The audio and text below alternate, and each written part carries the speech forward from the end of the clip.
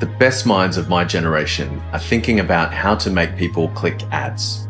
That sucks. I've been thinking a lot about this quote from Jeff Hammerbacher, but rather than the ad platforms, my thoughts go to those people who make the ads. Ad agencies, creative and digital agencies, media and PR agencies. They're full of some of the brightest, most talented, most curious and creative minds on the planet. A handful of these brilliant people will be lucky enough in their career to work on creating a 30-second spot that gets aired at the Super Bowl. For the remaining millions of talented individuals in this industry, the grand sum of their genius is more likely to be localizing an ad for washing powder and running it on YouTube or Facebook. Despite agency groups' attempts to diversify and move up the food chain, they're still mostly stuck in the cycle of receiving briefs rather than writing them. So in this video, I'm going to answer the question, how can agencies claim their rightful seat at the grown-ups table?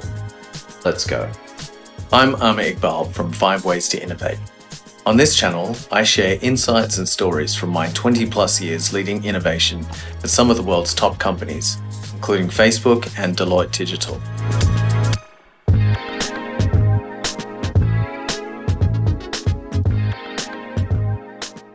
I've watched Mad Men all the way through at least 3 times. And as sexy as it might seem to emulate Don Draper, that's just not the way the marketing world works anymore. These days, if you walk down the halls of an ad agency, you are much more likely to run into a data analyst who is great at crunching numbers and feeding them into an algorithm than you are to meet a dapper ladies' man who effortlessly jots down genius ideas on the back of a cocktail napkin while waiting for his date.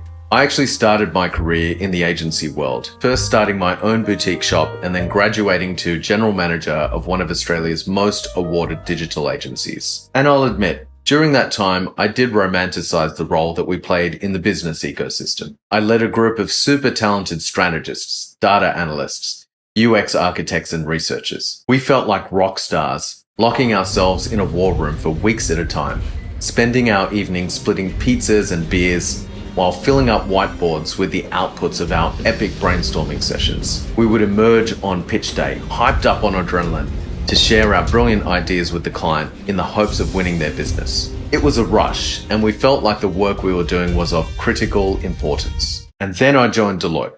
My first meeting was with the CEO of a Fortune 500 company, who came to us to ask for help to launch a new product. They asked us to help determine which markets they should launch their new offering in, what the product features should be, and where they should be allocating budget. The level of transparency and collaboration was on a completely different level than what I'd been used to. It suddenly dawned on me that the briefs we'd been receiving in my agency life weren't the beginning of the process as I'd imagined. They were actually right down at the tail end of a lengthy sequence where all of the important decisions had already been made. Despite our agency's capabilities, the depth of relationships with clients, and a trophy case full of awards, we simply weren't being invited to take a seat at the grown-ups table. It was an enlightening realization, but also very humbling.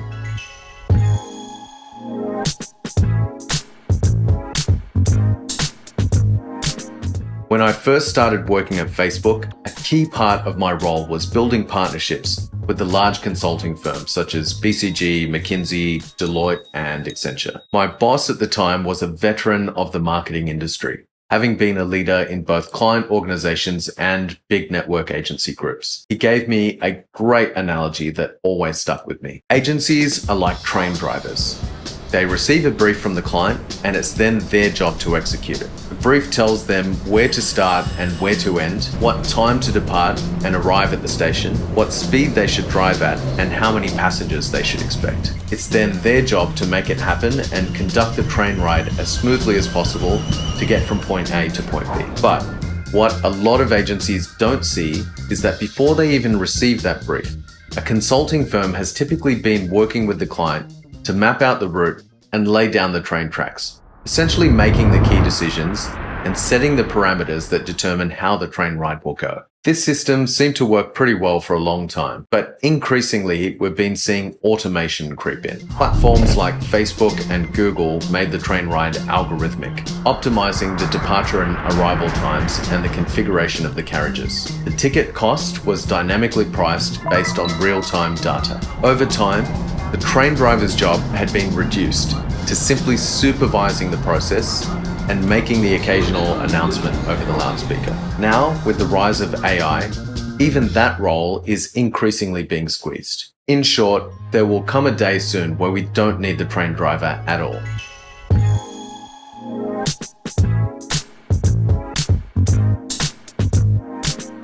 In a rapidly changing landscape, how have the agencies been responding? They broadly fall into one of three buckets. The first category is the wait and see camp. They simply continue doing what they've always done, grinding harder to win their slice of those same diminished budgets. It's a zero-sum game that has begun to claim its fair share of victims. In the second category, we see many of the big six agency holding companies opting for consolidation as their first port of call. Just look at WPP's massive consolidation of agency brands and teams across the globe. They know the industry is becoming commoditized and that streamlining their operations via mergers is a key lever to stay competitive. It's not a bad strategic option for publicly traded multinational holding companies with deep pockets, but it is a temporary fix, and it's simply not viable for most smaller agency groups. In the final group, we see some of the more proactive agencies making a decision to diversify. We've seen agencies launching consulting offerings,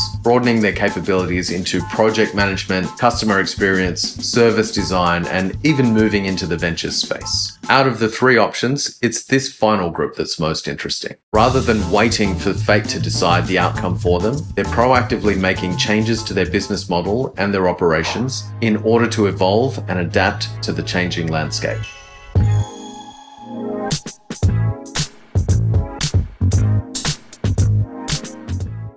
To paraphrase the great ad man Don Draper, if you don't like what is being said, change the conversation. Challenging the brief is an age-old tradition for agencies. The trouble with this approach is that the client has a job that needs doing, and simply changing the brief at the final stages of execution may not be possible given they've committed to annual plans, KPIs, and budget allocations. In order for this approach to work, agencies need to move up the metaphorical food chain to inject this input at a point where it can realistically be implemented. So, an important step might be simply changing with whom you're having the conversation. Because agencies have traditionally responded to marketing briefs, they tend to remain pigeonholed in the lane of the CMO. And yet, I would argue that given the chance, the types of skills and capabilities prevalent in many of the leading agencies would actually be well placed to solve problem statements across the entire C-suite. The key to access these opportunities is to develop an offering that can open the door to new executive stakeholders at the client organization. We didn't originally design 5 ways to innovate to help agencies expand their service offering. But over the last few years, we've actually found that when they use our innovation health check as a conversation starter, it not only opens the door to new executives within client organizations, but gives them access to new types of briefs. In the best cases, we've seen the health check lead to agencies delivering our innovation assessment workshop, which by design generates 3 new briefs to help the client build effective innovation systems. In these cases, corporate innovation has acted as the catalyst to claim the agency's seat at the Grownup table. And of course, innovation isn't the only offering that achieves this effect. Many boutique agencies have successfully used capabilities like proposition design, lean startup, or design thinking to extend their influence and generate work across a broader set of the C-suite. By borrowing a proven third-party system to diversify their offering, we've seen many independent agencies successfully change the conversation from simply receiving or challenging briefs